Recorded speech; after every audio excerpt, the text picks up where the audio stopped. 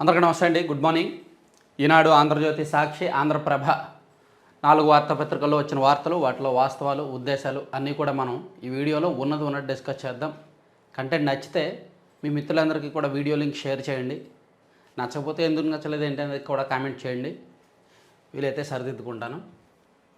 మీరు ఎటువంటి పార్షియాలిటీస్ లేదా ఎటువంటి ఇంటెన్షన్స్ లేనివి ఆపాదించుకొని చూడొద్దు. ఫ్రెష్ మైండ్తో, ఓపెన్ మైండ్తో చూడండి వీడియోస్. నిన్న గనీలో ఫుట్బాల్ మ్యాచ్ జరుగుతున్నప్పుడు రెఫరీ నిర్ణయం ఒకటి వివాదాస్పదమైంది. మ్యాచ్ రెఫరీ తీసుకున్న నిర్ణయం వివాదాస్పదం అవడంతో రెండు వర్గాలు కూడా గ్రౌండ్లోనే బాహాబాహికి దిగాయి, కొట్లాటకు దిగాయి. ఈ ఘటనలో 56 మంది చనిపోయారు అని చెప్పి ఈనాడులో రాశారు. కానీ 100 మంది చనిపోయారని చెప్పి ఆంధ్రజ్యోతిలో రాశారు. Social media, digital media, national మీడియాలో కూడా 100 మందికి పైగా మృతి అని వచ్చింది. ఇదిగోండి, ఆటలో అలజడి, గనీలో ఫుట్బాల్ అభిమానుల మధ్య ఘర్షణ. అప్పటిదాకా రసవత్తరంగా సాగిన ఫుట్బాల్ మ్యాచ్ రెఫరీ తీసుకున్న నిర్ణయంతో రసాభాసగా మారింది. రెండు వర్గాల మధ్య ఘర్షణకు దారితీసింది. పరస్పరం దాడులు చేసుకోవడంతో దాదాపు 56 మంది చనిపోయారు. ఈ విషాదకర ఉదంతం పశ్చిమాఫ్రికా దేశం గనీలో చోటు చేసుకుంది. ఇదిగో, మనకి ఫుట్బాల్ అంటే పిచ్చి తక్కువ, కానీ కొన్ని కంట్రీస్లో, బ్రెజిల్ లాంటి కంట్రీస్లో కావచ్చు, యూరోప్లోను, ఆఫ్రికాలోను కొన్ని దేశాల్లో విపరీతమైన పిచ్చి ఉంటుంది ఫుట్బాల్ అంటే. మనకి ఒకప్పుడు అంటే మా ఫాదర్సు అంతకుముందు అంటే 1990స్కి ముందు ఫుట్బాల్ అంటే మన దేశంలో కూడా విపరీతమైన పిచ్చి ఉండేదంట. ఇప్పుడు క్రికెట్ అంటే పిచ్చి మనకి. గత 30 సంవత్సరాలుగా మనకి 30-35 సంవత్సరాల నుంచి క్రికెట్ అంటే పిచ్చి. అంతకుముందు ఫుట్బాల్ అంటే పిచ్చి ఉండేది, హాకీ అంటే పిచ్చి ఉండేది పిల్లలకి.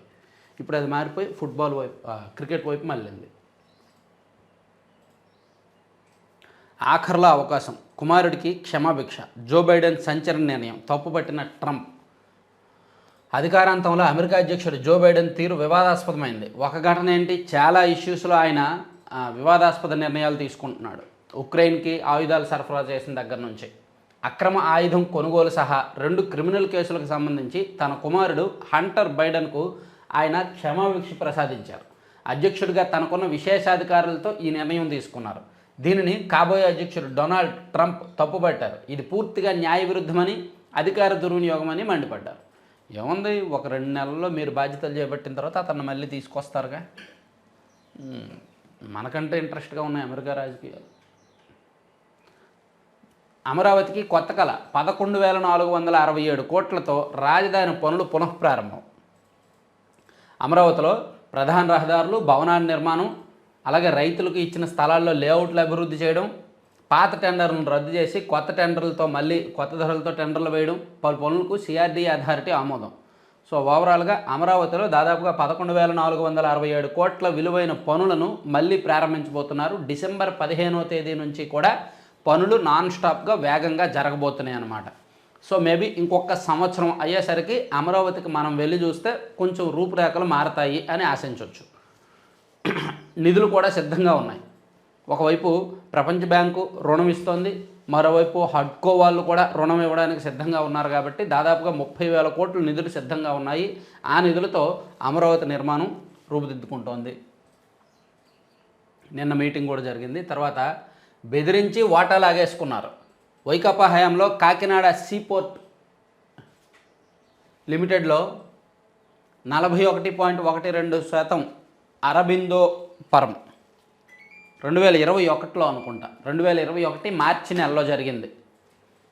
కాకినాడ సీపోర్ట్స్ లిమిటెడ్లో 41.12% వాటాను బెదిరించి దౌర్జన్యంగా లాక్కున్నారని ఏపీ సిఐడికి సోమవారం ఫిర్యాదు అందింది. నాటి ప్రభుత్వ పెద్దలు వాటాదారు మెడపై కత్తి పెట్టి సింహభాగం వాటాను అరో ఇన్ఫ్రా ప్రైవేట్ లిమిటెడ్ అంటే అది అరబిందో రియాలిటీ పేరు అన్నమాట. అది అరబిందో రియాలిటీ. అరబిందో అంటే ఎవరిదో తెలుసు కదా, విజయసాయిరెడ్డి గారి బంధువులది. సో అట్లా విజయసాయిరెడ్డి గారి బంధువుల కంపెనీకి చెందిన అరబిందోకి అప్పగించేలా చేశారనేది ఈ ఫిర్యాదు సారాంశం. దీని మీద సిఐడిలో కేసు నమోదైంది. కాకినాడ పోర్టు అంతకుముందు కాకినాడ సీపోర్ట్స్ లిమిటెడ్ అని వాళ్ళ పేరు మీద ఉండేది. అది జిఎంఆర్ చేతుల్లో ఉండేది అనుకుంటా. సో దాన్ని అరబిందోకి బలవంతంగా రాయించుకున్నారంట. చూడండి, మనం సినిమాల్లో చూస్తాం, అక్రమంగా బలవంతంగా బెదిరించి తుపాకీ పెట్టి పాయింట్ బ్లాంక్ దగ్గర తుపాకీ పెట్టి లేదా మెడ మీద కత్తి పెట్టి సంతకాలు చేయించుకుంటారు కదా, ఆ తరహాలో చేశారంట గత ప్రభుత్వ హయాంలో కాకినాడ యాంకరేజ్ పోర్ట్లో వాటాలు. సో దాని మీద సిఐడి కేసు నమోదైంది. ఈ సిఐడి చేతికి ఎన్ని కేసులు ఇస్తారో, సిఐడి చేతికి చాలా కేసులు ఇస్తూనే ఉంటారు, వాళ్ళు ఒక కంక్లూజన్కి రారు, ఈలోగా ఇది మర్చిపోతారు జనం. మదనపల్లె నేను అవన్నీ చెప్పుకుంటే చాలా ఉన్నాయిలే కానీ. సో తర్వాత నిన్న ఒక జీవో వచ్చిందండి, నిన్న 2 జీవోలు వచ్చాయి. ఒక జీవో సారాంశం ఏంటంటే, ఇంపార్టెంట్ జీవోలు 2 వచ్చాయి. ఒక జీవో సారాంశం ఇది: మద్యం ఎవరైనా బెల్ట్ షాపులు పెట్టి అమ్మితే వాళ్ళకి 5 లక్షలు జరిమానా, మళ్ళీ వాళ్ళు అదే తప్పు చేస్తే లైసెన్స్ రద్దు చేస్తారు. అలాగే ఎంఆర్పి కంటే 10 రూపాయలకి ఎక్కువ అమ్మినా మీరు కంప్లైంట్ చేస్తే వాళ్ళకి 5 లక్షలు జరిమానా, మళ్ళీ వాళ్ళు అదే తప్పు చేస్తే లైసెన్స్ రద్దు చేస్తారు. ఇది చాలా పెద్ద ఫైన్. అయితే ఇది సాధారణంగా ఎట్లా జరుగుద్దంటే, పచ్చిగా చెప్పేస్తున్నా, ఇప్పుడు మీకు ఏదైనా మద్యం షాప్ ఎంఆర్పి కంటే ఎక్కువ అమ్మారనుకోండి, మీరు ఎవరికి కంప్లైంట్ చేయాలి? ఎక్సైజ్ డిపార్ట్మెంట్కి కంప్లైంట్ చేయాలి. వాళ్ళు వెళ్ళి వీళ్ళ దగ్గరికి ఏం చేస్తారు తెలుసా? ఇదిగో కేసు రాస్తే 5 లక్షలు ఫైన్ అవుద్ది, సో కేసు రాయకుండా 1,00,000-1,50,000 నాకు ఇచ్చే కాంప్రమైజ్ అయిపోదాం అని బేరాలు ఆడుకుంటారు. సో ఎంత ఫైన్లు ఉన్నా సరే ఆశించొద్దు, వాళ్ళకు ఫైన్ వేస్తారనో లేదా వాళ్ళ లైసెన్స్ రద్దు అవుద్దని ఆశించకూడదు. ఎక్సైజ్ డిపార్ట్మెంట్ వాళ్ళకి పండగ. ఎందుకంటే 5 లక్షలు ఫైన్ కట్టుకునే కంటే వాడికి 1,00,000 రూపాయలు ఇచ్చేస్తే బెటర్ కదా అని అనిపించుకుంటారు. సో అది జరుగుద్ది. మరో జీవో నిన్న ఏమొచ్చిందంటే, పుష్ప సినిమా టికెట్ ధర పెంచారు. ముందు రోజు 4వ తేదీ రాత్రి, అంటే రేపు రాత్రి 8:30 గంటలకు ప్రీమియర్ షో ఆంధ్రప్రదేశ్ రాష్ట్ర వ్యాప్తంగా వేయడానికి అనుమతి ఇచ్చారు. 800 రూపాయలు ప్లస్ జిఎస్టీ, అంటే 1000 రూపాయలు వేసుకోవచ్చు టికెట్ ధర. మరోవైపు 5వ తేదీన రోజుకి 6 షోలు వేసుకోవచ్చు, ధర పెంచుకోవచ్చు. 6వ తేదీ నుంచి రోజుకి 5 షోలు పర్మిషన్ ఇచ్చారు. అంటే అసలు కాంప్రమైజ్ అవ్వట్ల ప్రభుత్వాలు. ఈ 2 రాష్ట్ర ప్రభుత్వాలు కూడా పెద్ద పెద్ద సినిమాలకు రాచబాట వేస్తున్నాయి. టికెట్ ధర పెంచుకోవచ్చు, ఎక్స్ట్రా షోలు వేసుకోవచ్చు. నిన్న పుష్ప 2 మీద కూడా రాత్రి జీవో వచ్చిందనమాట. తర్వాత జగన్ అక్రమాస్తుల కేసుల విచారణలో జాప్యం ఏమిటి? సిబిఐని ప్రశ్నించిన సుప్రీంకోర్టు. వాటి స్థితిగతులపై అఫిడవిట్ దాఖలు చేయాలని ఆదేశం. పరిశీలించి తగిన ఉత్తర్వులు ఇస్తామని స్పష్టీకరణ. విచారణ ఈ నెల 13కు వాయిదా. వైఎస్ఆర్ కాంగ్రెస్ పార్టీ అధ్యక్షుడు మాజీ సీఎం జగన్మోహన్ రెడ్డి గారి అక్రమాస్తుల కేసులు, సిబిఐ ఒక 11 కేసులు, అలాగే ఈడీ కేసులు సుప్రీంకోర్టులో విచారణ దశలో ఉన్నాయి. వాటి నుంచి చాలా కేసులు వాయిదాల మీద వాయిదాలు పడుతున్నాయి. 11 ఏళ్ల నుంచి కూడా చాలా కేసుల్లో డిశ్చార్జ్ మోషన్ పిటిషన్లు దాఖలు అవుతున్నాయి. సో వీటిని త్వరగా విచారణ పూర్తి చేయాలి అని రఘురామకృష్ణరాజు గారు సుప్రీంకోర్టులో వేసిన పిటిషన్ మీద సుప్రీంకోర్టులో నిన్న విచారణ జరగగా సుప్రీంకోర్టు కూడా ఆశ్చర్యం వ్యక్తం చేసింది. ఇదేంటిది, ఇన్ని కేసుల్లో ఇన్ని వాయిదాలు పడడం ఏంటి, ఇన్ని కేసుల్లో ఆయన బెయిల్ మీద బయట ఉండడం ఏంటి, అసలు ఏం జరుగుతుంది ఈ కేసుల్లో, ఒక రిపోర్ట్ ఇవ్వండి. ఆయన మీద నమోదైన కేసులు, దానిలో ఉన్న వాయిదాలు, దానిలో బెయిల్ కండిషన్లు, దానిలో ఓవరాల్గా ఇప్పుడు వరకు ఎక్కడెక్కడ విచారణ జరిగింది, అలాగే ఎన్ని డిశ్చార్జ్ పిటిషన్లు దాఖలయ్యాయి, వాటి పరిస్థితి ఏంటి అనేది మొత్తం ఒక టేబుల్ రూపంలో ఒక రిపోర్ట్ ఇవ్వండి అని చెప్పి సుప్రీంకోర్టు సిబిఐకి ఆదేశించిందనమాట. ఆ తర్వాత ఉత్తర్వులు ఇస్తామని చెప్పింది. అదొకటి కీలక అప్డేటు. తర్వాత మరో కీలకమైన అప్డేట్ ఉంది. సజ్జల భార్గవ రెడ్డి సుప్రీంకోర్టుకు వెళ్ళాడు నిన్న అరెస్ట్ నుంచి తప్పించుకోవడానికి. అక్కడ సుప్రీంకోర్టు ఏం చెప్పిందంటే, తప్పు చేసిన వారు పర్యవసానాలను ఎదుర్కోవాల్సిందే. మహిళల మీద అసభ్యకర పోస్టులపై జస్టిస్ సూర్యకాంత్, కొన్ని పోస్టులు తీవ్ర అవమానకరంగా ఉన్నాయని వ్యాఖ్య. బిఎన్ఎస్ కేసులు కొట్టేయాలన్న పిటిషన్ విచారణకు విముఖత. హైకోర్టుకు వెళ్లాలని సూచన. 2 వారాల పాటు అరెస్టు నుంచి తాత్కాలిక రక్షణ. సజ్జల భార్గవ రెడ్డి గారు అరెస్ట్ అవ్వకుండా వాళ్ళు కేసు కొట్టేయమన్నారు. కేసు అయితే కొట్టలేము, మీరు కావాలంటే హైకోర్టుకు వెళ్ళండి. 2 వారాల పాటు అరెస్ట్ చేయకుండా మాత్రం రక్షణ కల్పించారు. కాస్త ఊరట, కొంత ఉపశమనం. మహిళలను ఎవరైనా అవమానిస్తే చట్టం ఖచ్చితంగా తగిన చర్యలు తీసుకోవాలి. మాకు ఎవరిపైనా సానుభూతి లేదు. ఎవరైనా తప్పు చేస్తే తప్పకుండా అందుకు పర్యవసానాలను ఎదుర్కోవాల్సిందే. రాష్ట్ర ప్రభుత్వం సమర్పించిన పత్రాల్లో చెప్పినట్టుగా అతను సజ్జల భార్గవ రెడ్డి చేసి ఉంటే అది అత్యంత అవమానకరం. చేసి ఉంటే ఏముంది, చేసాడు, ఆధారాలు ఉన్నాయి. మహిళల మీద అసభ్యకరమైన పోస్టులు పెట్టారు, పచ్చి బూతులు పెట్టారు, పిచ్చ బూతులు పెట్టారు. కాబట్టి వాటికి ఆధారాల కోసం వెతుక్కోక్కర్లా, అవన్నీ స్క్రీన్ షాట్లు ఉన్నాయి. ఆ స్క్రీన్ షాట్లు ఎక్కడి నుంచి ఏ ఐపీ అడ్రస్ నుంచి పెట్టారు అనేది చూశారు. ఆ ఐపీ అడ్రస్ తాడేపల్లిలో వైసీపీ కేంద్ర ప్రధాన కార్యాలయానికి మ్యాచ్ అవుతోంది. అందులో ఇచ్చిన వాంగ్మూలం కూడా భార్గవరెడ్డి పేరు చెప్తున్నారు. కాబట్టి ఆధారాలు ఉన్నాయి కాబట్టి దొరికినట్టే. సో అతను ఒక 2 వారాల పాటు అరెస్ట్ చేయకుండా తాత్కాలిక ఉపశమనం ఇచ్చారన్నమాట.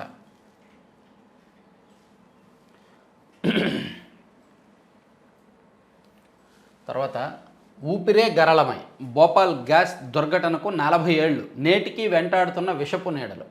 సరిగ్గా 4 దశాబ్దాల కిందట ఒక్క కంపెనీ నిర్లక్ష్యం భోపాల్ నగరాన్ని మృత్యుదెబ్బగా మార్చింది. లక్షల మంది కలలను చిదిమేసింది. తరాలు మారిన తలరాతలు మార్చుకోలేని దీనస్థితిలోకి వాళ్ళని నెట్టేసింది. సేమ్ మరీ ఇంత దారుణమైన ఘటన కాకపోయినా మన విశాఖపట్నంలో ఎల్జీ పాలిమర్స్ ఘటన కూడా అటువంటిదే.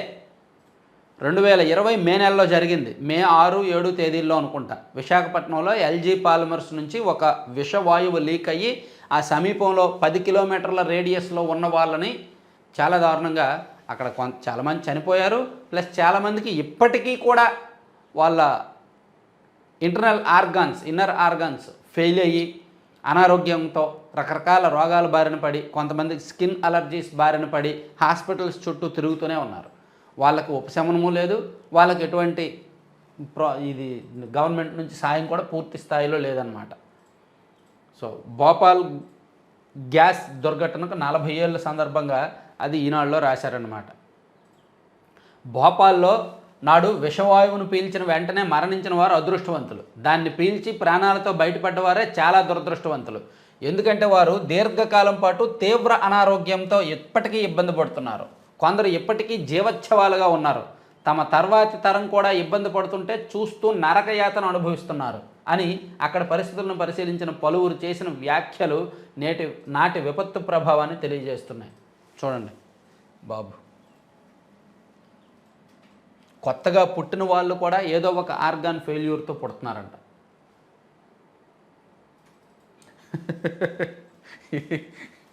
ఇది మహారాష్ట్ర ముఖ్యమంత్రి చెక్కుతున్నారనమాట. ఉలితో శిల్పాన్ని చెక్కుతున్నారు. ఆ ముఖ్యమంత్రి ఫేస్ ఎవరిదో వస్తుందో తెలియదు.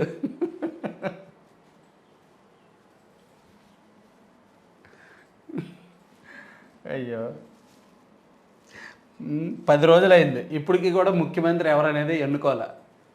వీళ్ళు ఇండియా కూటమిని విమర్శిస్తారు. వాళ్ళు గెలిస్తే ప్రధానమంత్రి ఎవరో తెలియదని. మహారాష్ట్రలో గెలిచారు, ముఖ్యమంత్రి ఎవరో ఇప్పటికీ ఎన్నుకోలే.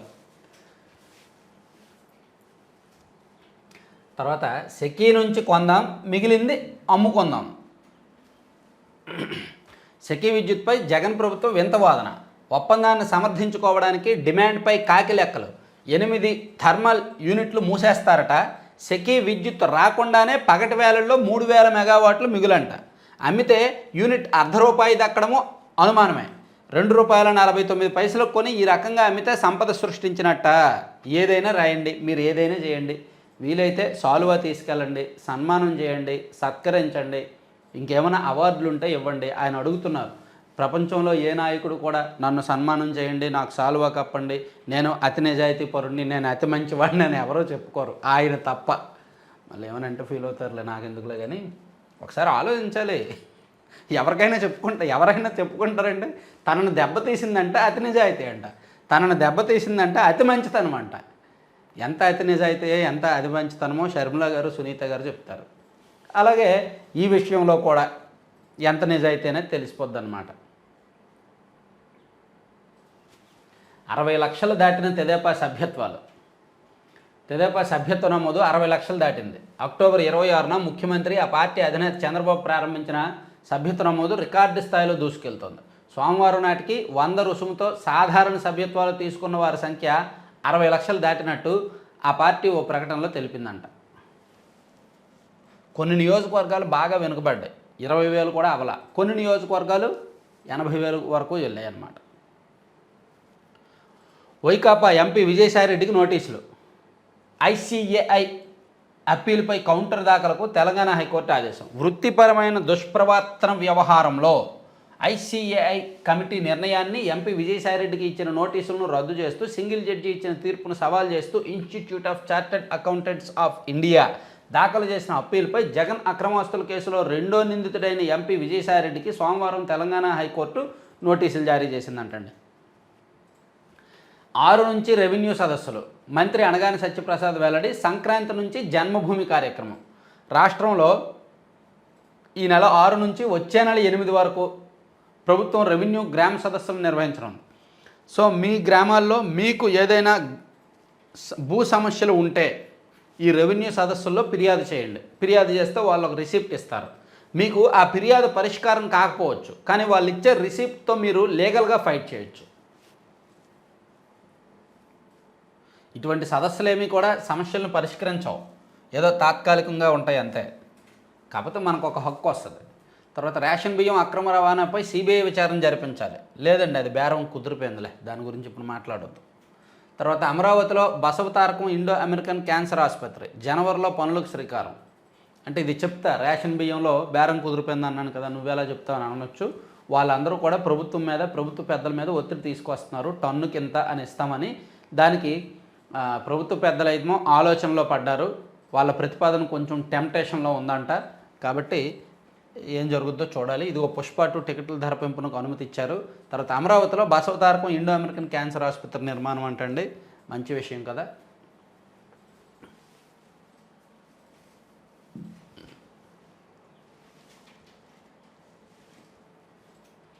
తెదేపా గూటికి ఆళ్లనాని చంద్రబాబు సమక్షంలో నేడు చేరే అవకాశం.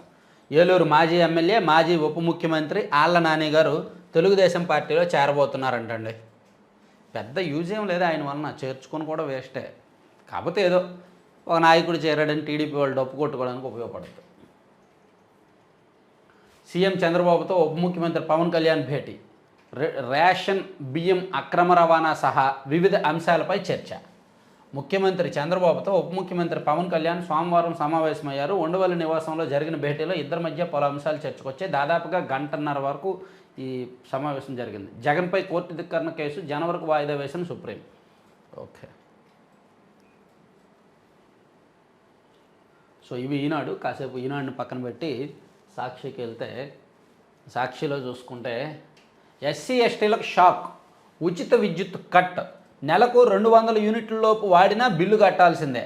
పాత బకాయిల పేరుతో గుండెలెదరేలా బిల్లులు చెల్లించుకుంటే నిర్దాక్షిణ్యంగా మీటర్ల తొలగింపు. పైనుంచి ఆదేశాలు వచ్చాయి, కట్టాలంటూ సిబ్బంది ఒత్తిళ్లు. కారు చీకట్లో దళిత కాలనీలు, గిరిజన గ్రామాలు. ఉచిత విద్యుత్పై పేదల మొర ఆలకించిన కూటమి సర్కార్. దళితులు, గిరిజనులకు ఉచిత విద్యుత్ అందించిన వైఎస్ఆర్సీపీ. గత ప్రభుత్వ హయాంలో 19,86,603 కుటుంబాలకు 2,845.90 కోట్ల లబ్ధి అని రాశారు. ఇలా నిలబెట్టి ఒక ఫోటో తీశారు. యాక్చువల్లీ వీళ్ళందరూ కూడా ఇలా నిల్చోలేదు. అంతా ఎవరో ఈ సాక్షి ఫోటోగ్రాఫర్ ఎవరో వెళ్ళాడు. ఇదిగో ఈవిడ నవ్వుతుంది, వెనకున్న ఆవిడ నవ్వుతుంది, వాళ్ళని నిలబెట్టి ఒక ఫోటో తీశారనమాట. ఇలాగే ఉంటాయి ఈ సాక్షితో వ్యవహారాలు. వాళ్ళు ఏదో ధర్నా చేస్తున్నట్టు, ఆందోళన చేస్తున్నట్టు. ఏలూరు జిల్లా రెడ్డిగనపురంలో విద్యుత్ కనెక్షన్లు కట్ చేయడంతో నిరసన వ్యక్తం చేస్తున్న దళితులు అని రాశారు. తర్వాత రైతులను రోడ్డును పడేశావు. అయితే ఇది ఉచిత విద్యుత్ కట్ చేస్తే మాత్రం ప్రభుత్వానికి అది కరెక్ట్ కాదు. ఎస్సీలకు 200 యూనిట్ల లోపు ఫ్రీ విద్యుత్ అనేది ఎప్పటి నుంచో ఇస్తున్నారు. కాబట్టి అది అంటే ఇప్పుడు ఏం జరిగిందంటే సర్ఛార్జీ, ట్రూ అప్ ఛార్జీలు ఉన్నాయి కదా, అవి పడుతున్నాయి. ఇప్పుడు 200 యూనిట్ల లోపు ఉన్నా వాళ్ళు అంతకన్నా ఎక్కువ కౌంట్ అవుతుంది. ఎందుకంటే ట్రూ అప్ ఛార్జీలు అవి పడుతున్నాయి, సర్ఛార్జీలు పడుతున్నాయి. దానివల్ల బిల్లు వస్తుంది, అవి కట్టాల్సి వస్తుంది. సో వీళ్ళకి పూర్తిగా కట్టకుండా ఉండడానికి ప్రభుత్వం నిర్ణయం తీసుకోవాలి. పూర్తిగా బిల్లు అవసరం లేదు అనేటట్టు. అంటే వీళ్ళ మీద ట్రూ అప్ ఛార్జీలు, సర్ఛార్జీలు సర్దుబాటు వేయాలి, ఏమీ పడకూడదు. రైతులను రోడ్డును పడేసాం. ఒకటి మాత్రం నిజమండి, ప్రభుత్వం ఇప్పటికి 2 హామీలు విస్మరించిందనేది వాస్తవం. ఏమనుకున్నా, ఒకటి, చంద్రబాబు గారు ఎన్నికలకు ముందు చాలా స్పష్టంగా చెప్పారు, విద్యుత్ ఛార్జీలు పెంచము, వీలైతే తగ్గిస్తాము అని. కానీ కరెంటు ఛార్జీలు పెంచారు. అలాగే ఎన్నికలకు ముందు చాలా స్పష్టంగా చెప్పారు, వాలంటీర్లను కొనసాగిస్తాము, వ్యవస్థను 10,000 జీతం ఇస్తాము అని చెప్పారు. కానీ ఇప్పుడు వాలంటీర్ వ్యవస్థ అవసరం లేదు, వాళ్ళు కొనసాగినట్టు వాళ్ళు అసలు లేరు, వ్యవస్థలోనే వాళ్ళు లేరు, వాళ్ళ కొనసాగింపునకు సంబంధించి జీవోనే లేదు, ఉంటే కొనసాగించే వాళ్ళం కదా అని మెలిక పెట్టారు.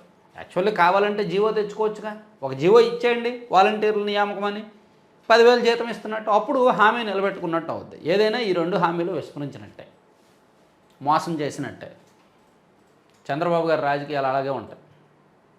అఫ్కోర్స్ ఈయన రాజకీయాలు ఇంకా వరస్ట్ అనుకో, ఎవరైనా అంతేనండి రాజకీయ నాయకులు. రైతులను రోడ్డును పడేశావు, ధాన్యం సేకరణలో వైఫల్యంపై సీఎం చంద్రబాబుపై వైఎస్ జగన్ మండిపాటు.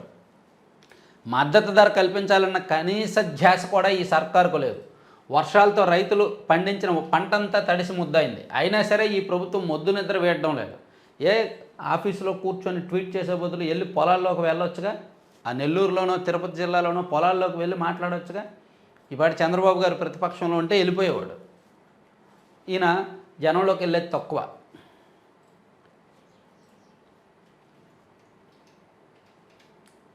త్వరలో కులగణన జాబితాలు విడతల వారీగా ఎస్సీ ఎస్టీ బీసీ కులాల జాబితాలంట. తొలుత 4 వారాల్లోపు ఎస్సీ కులాల జాబితాలు సచివాలయాల్లో ప్రదర్శన, వాటిపై అభ్యంతరాల స్వీకరణ, అనంతరం అధికారిక ప్రకటన. ఆ తర్వాత ఎస్టీ బీసీ ఇతర కేటగిరీల వివరాలు విడుదలంట. ఓకే, కులగణన జాబితాలు రెడీ అవుతున్నాయి. తర్వాత డైవర్షన్ క్లాప్ ఫ్లాప్, బాబు స్క్రిప్ట్ బోల్తా, చంద్రబాబు డైరెక్షన్లోనే పవన్ నాదెండ్ల బియ్యం హైడ్రామా, ప్రభుత్వ వైఫల్యాలు తమ దోపిడీని కప్పిపుచ్చే ఎత్తుగడ, అసత్య ఆరోపణలతో ఏమార్చి మభ్యపెట్టే కుతంత్రం, కూటమి ఎమ్మెల్యేల ఆధ్వర్యంలో బియ్యం స్మగ్లింగ్ మాఫియా, ఆ దోపిడీని అడ్డుకోలేక పోర్టు వద్ద రాజకీయ డ్రామాలు, స్మగ్లింగ్ జరిగితే ప్రశ్నించాల్సింది మంత్రి నాదెండ్లనే, నిలదీయాల్సింది సీఎం చంద్రబాబునే, వైఎస్ఆర్సీపీ నేతలపై దుష్ప్రచారంతో Pawan drama, Kakinada deep water port వేరు, యాంకరేజ్ పోర్ట్ వేరు, ప్రభుత్వ ఆధ్వర్యంలోని యాంకరేజ్ పోర్ట్ నుంచే బియ్యం ఎగుమతి, మరి స్మగ్లింగ్ జరిగితే బాధ్యత ప్రభుత్వానిదే కదా, పవన్ నిలదీయాల్సింది సీఎం చంద్రబాబునే, కాకినాడ డీప్ వాటర్ పోర్ట్పై పవన్ నాదెండ్ల నిరాధార ఆరోపణలు, డీప్ వాటర్ పోర్ట్ యాజమాన్య మార్పిడి ప్రైవేటు వ్యవహారం, దాంతో వైఎస్ఆర్సీపీ ప్రభుత్వానికి ఏం సంబంధం? మరి అడ్డగోలుగా రాస్తారు, అడ్డగోలుగా చదివేవాడు పిచ్చోడు, చదివేవాడికి అసలు మైండ్ లేదు అనేటట్టు రాస్తారు. నిజంగానే వీళ్ళు అదే అనుకుంటారు. ఇది చదివే వాళ్ళు కూడా, ఇది నమ్మే వాళ్ళు కూడా నిజంగా వాళ్ళే పిచ్చోళ్ళే. వైసీపీ అధికారంలో ఉన్నప్పుడేమో యాజమాన్యం మారింది, వాళ్ళని బెదిరించి మార్చారు, షేర్లు అమ్మారు, వాటాలు అమ్మారు. ఇప్పుడేమో వైఎస్ఆర్ కాంగ్రెస్ పార్టీకి ప్రభుత్వానికి ఏం సంబంధం అంట. ప్రభుత్వం అధికారంలో ఉంది కదా, అప్పుడేగా మారింది.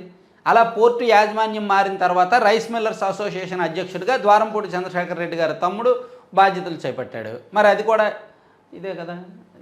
చిన్నపిల్లలకో లేదంటే మైండ్ లేని వాళ్ళకో చెప్పండి. 2న సింధు పెళ్ళి. ఓకే, మద్దతు ధర కోసం రోడ్డెక్కిన రైతన్న, రాష్ట్ర చరిత్రలో ఎన్నడూ లేని విధంగా నిరసనలు, ధాన్యం కొనేవారు లేరంటూ రైతులు గొగ్గోలు, ధాన్యం ఎవరు కొనడం లేదంటూ నిరసన వ్యక్తం చేస్తున్న కృష్ణా జిల్లా లక్ష్మీపురం రైతులు. పాపం ఈ ఫోటో కూడా ఫేక్ ఫోటోనే. ఇది కూడా ఎవరినో ఎంతమంది 1 2 3 4 5 6 7 8 9 10 సిపిఎం సిపిఐ పార్టీ వాళ్ళు ఉంటారు, వామపక్షాల వాళ్ళు 10 మందిని ఈ దగ్గరలో వాళ్ళని తీసుకొచ్చి ఫోటో తీశారనమాట. నిజంగా వాళ్ళు నిరసన వ్యక్తం చేస్తున్న ఫోటో అయితే అలా ఉండదు. నిరసన చేస్తున్నప్పుడు ఆ ఎక్స్ప్రెషన్స్ అలా ఉండవు. ఇది ఫోటోకి ఫోజ్ ఇచ్చారనమాట. ఇది కానీ ఫీజు బకాయిలు చెల్లిస్తేనే హాల్ టికెట్లు, విద్యార్థులను బయటకు పంపేసిన గుడివాడలోని ఇంజనీరింగ్ కళాశాల. ఇది ఒరిజినల్ ఫోటో. ఈ ఇష్యూ ఒరిజినల్ ఇష్యూ, ఇది కరెక్ట్. ఈ రాష్ట్ర ప్రభుత్వం వచ్చిన తర్వాత గత ప్రభుత్వం పెండింగ్ పెట్టింది, ఈ ప్రభుత్వం కూడా ఫీజులు ఇవ్వట్లేదు కాబట్టి విద్యార్థులను కొన్ని చోట బయటకు నెట్టేస్తున్నారు. హాల్ టికెట్లు ఇవ్వట్లేదు, ఎగ్జామ్స్ రాయనివ్వట్లేదు. ఫెంగల్ ప్రభావం 1500 కిలోమీటర్లు, పుదుచ్చేరి నుంచి ఒడిశా వరకు వణికించిన తుఫాను, అరేబియా వైపు కదులుతూ వాయుగుండంగా బలహీనపడిన తుఫాను. 2వ వారంలో నైరుతి బంగాళాఖాతంలో మరో వాయుగుండం అంటండి. టీడీపీ ఎమ్మెల్యే కారు ఢీకొని వృద్ధుడి మృతి. శ్రీకాకుళం జిల్లా ఇచ్చాపురం టీడీపీ ఎమ్మెల్యే ప్రభుత్వ బెందాళం అశోక్ కారు ఢీకొనడంతో ఒక వృద్ధుడు మృతి చెందాడంట. తర్వాత వైద్యులు సిబ్బంది నిర్లక్ష్యంతో తల్లి బిడ్డ మృతి అని ఇంకో వార్త రాశారు. పార్లమెంటు ప్రతిష్టంభనకు తెర. ఉభయ సభల్లోనూ రాజ్యాంగంపై చర్చ చేపట్టేందుకు కేంద్ర ప్రభుత్వానికి ప్రతిపక్షాలకు మధ్య అంగీకారం కుదిరింది. అదానీ చర్చ లేదా? అబ్జర్వర్లుగా సీతారామన్, రూపాని. మహారాష్ట్ర బీజేపీ శాసనసభాపక్ష భేటీకి పరిశీలకులుగా నిర్మలా సీతారామన్, విజయ్ రూపానీలను పార్టీ ఎంపిక చేసింది. కుమారుడికి క్షమాభిక్ష ట్రంప్. సో ఇవి సాక్షుల అంశాలు. ఆంధ్రజ్యోతికి వెళ్తే ఆంధ్రజ్యోతిలో డిజిటల్తో దోపిడీ ఇప్పటికీ తేలింది 50 కోట్లు. అంతేనా? మినిమం 1000 కోట్లు ఉంటుంది. Digital corporation YSR Congress party హయాంలో ఆంధ్రప్రదేశ్ డిజిటల్ కార్పొరేషన్ ద్వారా ఆ ప్రభుత్వ ధనాన్ని వైసీపీ సోషల్ మీడియా వాళ్ళకు డబ్బులు ఇచ్చేశారు. వైసీపీ సోషల్ మీడియా వాళ్ళకి చెల్లించారు. అది విజిలెన్స్ రిపోర్ట్లో బయటకు వచ్చింది. సజ్జల భార్గవ రెడ్డి గారికి, రామ్ గోపాల్ వర్మ గారికి అండ్ వైసీపీకి అనుకూలంగా పనిచేసిన అనేక యూట్యూబ్ ఛానళ్ళు అండ్ వెబ్సైట్లకి, తర్వాత ఐ డ్రీమ్ అని చూసారా సంస్థ, ఐ డ్రీమ్లో ఉన్న వ్యక్తులకు, వాళ్ళ ఇంట్లో పని మనుషులకు అందరికీ కూడా డిజిటల్ కార్పొరేషన్ నుంచి చెల్లింపులు చేశారంట. దీని మీద కేసు నమోదవుద్ది. ఈ కేసు కూడా ఏముండదు. ఈ ప్రభుత్వం వైసీపీ చేసిన పాపాలు, స్కాములు, టీడీపీ ఈ కూటమి ప్రభుత్వంలో కేసులు నమోదు చేస్తున్నారు, గాలికి వదిలేస్తున్నారు, వాళ్ళ దగ్గర వాటాలు తీసుకుంటున్నారని నేనంట. తర్వాత బియ్యం దొంగల భరతం పడదాం. సీఎం, డిప్యూటీ సీఎం భేటీలో నిర్ణయాలు. అక్రమార్కులు, వారికి సహకరించిన వారి వివరాలు ఇవ్వండి. కాకినాడ పోర్టు అధికారిగా ఐపీఎస్. ఉన్నతాధికారులకు సీఎం ఆదేశం. స్మగ్లింగ్పై సీనియర్ ఐపీఎస్తో కమిటీ. వ్యవస్థీకృత నేరంగా బియ్యం అక్రమ రవాణా. ఎగుమతి చేసిన కీలక వ్యక్తులపై చర్యలు. వారి అక్రమాస్తులు కూడా స్వాధీనం. సో బియ్యం ఇష్యూ ఒక్క 4-5 రోజుల్లో క్లోజ్ అయిపోద్ది. కాంప్రమైజ్ అయ్యే అవకాశాలు కనిపిస్తున్నాయి. అంతా కూడా సద్దుమణుగుద్ది. కొంచెం భారీగానే కమిషన్లు అవి వెళ్తాయి. అవి ఏంటి, ఎప్పుడు, ఎంత వెళ్తాయి ఏంటి అనేది మనం డీటెయిల్డ్గా ఒక 1 వీక్ తర్వాత చెప్పుకుందాం. పేదల బియ్యం వారికి చేరాలి, లేదా ప్రభుత్వానికి ఉపయోగం కలగాలి. మధ్యలో మాఫియా పాలైతే ఎలా? కాకినాడ మాజీ ఎమ్మెల్యే ద్వారంపూడి చంద్రశేఖర్ రెడ్డి కుటుంబంతో పాటు ఆఫ్రికా దేశాలకు బియ్యం తీసుకెళ్తున్న అగర్వాల్, పోర్టులో అదంతా మేనేజ్ చేస్తున్న అధికారులపై చట్టపరమైన చర్యలు తీసుకోవడానికి ఆధారాల అవకాశాలను పరిశీలించాలి. ఎవరు పరిశీలించాలి? మీరు పరిశీలించాలి. ఇదేమైనా కొత్త స్కామా? ఎప్పటి నుంచో ఉన్న స్కామ్. సరే, ఇది నమ్మిన వాళ్ళని నమ్మండి. ఇదంతా డ్రామా అని నేను అనుకుంటున్నాను. ఇది నమ్మిన వాళ్ళని నమ్మండి. ఎవరి మనోభావాలు నేను దెబ్బతీను. సో చంద్రబాబు గారు కానీ, పవన్ కళ్యాణ్ గారు కానీ చాలా సిన్సియర్గా ఉన్నారు, చాలా సీరియస్గా ఉన్నారు, నిజాయితీ పరులు అని అనుకున్న వాళ్ళు అనుకోండి. కానీ దీని వెనక జరిగేది ఏంటి అనేది కొంచెం టైం పడుతుంది బయటకు రావడానికి. హాఫ్ డ్రామా అంటే కంప్లీట్ డ్రామా అని నేను అనలే, కానీ అందులో ఉన్న కొంతమందిని సైడ్ చేయడానికి ఇదంతా. అమరావతి 2.0 పనులు పరుగు. అభివృద్ధి పనులకు 11,000 కోట్లు ఇందాక చెప్పుకున్నాం కదా. అదే తర్వాత ఫుట్బాల్ మ్యాచ్ రణరంగం, గనిలో 100 మంది మృతి, ఇది చెప్పుకున్నాము. తర్వాత విధుల్లో చేరడానికి వెళ్తుండగా కాటేసిన మృత్యు. కర్ణాటకలో రోడ్డు ప్రమాదం. యువ ఐపీఎస్ అధికారి పాపం ఫస్ట్ టైం ఆయన తన విధుల్లో చేరడానికి వెళ్తూ యాక్సిడెంట్ అయి చనిపోయాడంట. చాలా బ్యాడ్ లక్. బేదమస్తాన్ సానా సతీష్కి ఆర్ కృష్ణయ్య గారు 3 రాజ్యసభ స్థానాలకు అభ్యర్థులు ఎంపికై కూటమి కసరత్తు కొలుక్కి. టీడీపీ నుంచి మస్తాన్ రావు, సానా సతీష్. బీజేపీ నుంచి బరిలో ఆర్ కృష్ణయ్య. పాపం నాగబాబు గారికి లేదు, భాష్యం రామకృష్ణ గారికి లేదు. సానా సతీష్ తెర మీదకి వచ్చారు. సానా సతీష్కి చాలా పెద్ద హిస్టరీ ఉంది, చాలా హిస్టరీ ఉంది. ఇక ఇదండి, నాడు అబ్బాయి నేడు బాబాయ్. మాజీ మంత్రి అనిల్ కుమార్ బాబాయ్ రూప్ దందా.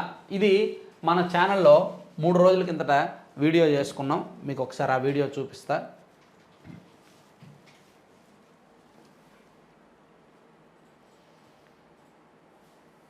ఇదిగోండి, 100 కోట్ల చీకటి వ్యాపారం. నెల్లూరు క్వాడ్జ్ మళ్ళీ మొదలైంది. TDP YCP same scam. 100 కోట్ల చీకటి వ్యాపారం మళ్ళీ మొదలైంది. నెల్లూరు క్వాడ్జ్ స్కామ్ అన్నమాట ఇది. అది గతంలో అనిల్ కుమార్ యాదవ్ గారు మంత్రిగా ఉన్నప్పుడు ఆయన హయాంలో సాగింది. తాడేపల్లి ప్యాలెస్కు నెల కప్పం భారీగానే వెళ్ళేది. ఇప్పుడు రూప్ కుమార్ గారికి దారాదత్తం చేశారు. ఈయన దగ్గర నుంచి కూడా పెద్దోళ్ళందరికీ వెళ్ళాల్సినవి వెళ్ళిపోతున్నాయి. చెప్తున్నాను కదా, వాళ్ళు చేసిన స్కామ్స్ వీళ్ళు కొనసాగిస్తున్నారు. ఇక్కడ నీతి, నిజాయితీ, నైతికత, నిప్పు కనడానికి ఏమీ లేదు. దొంగలు ఊర్లు పంచుకుంటున్నట్టు ఉన్నాయి ఈ 2 ప్రభుత్వాలు. ఇంకా పచ్చిగా మాట్లాడడానికి కొంచెం టైం పడుతుంది. కూటమి సర్కారులో చక్రం తిప్పుతున్న వైనం. జిల్లాలో 2 మంత్రులున్నా ఆయనదే హవా. సాధారణ నాయకుడికి అసాధారణ ప్రాధాన్యం. ఎవరి అండతో రెచ్చిపోతున్నారనే చర్చ. 5,000 కోట్ల క్వాడ్ సంపదపై కన్ను. ఖనిజం తమకే విక్రయించాలని బెదిరింపులు. రూప్ అధీనంలో గనుల్లో తవ్వకాలకు ఓకే. తేడా కొడుతోందని గుర్తించి తెల్లారిసరికి రద్దు.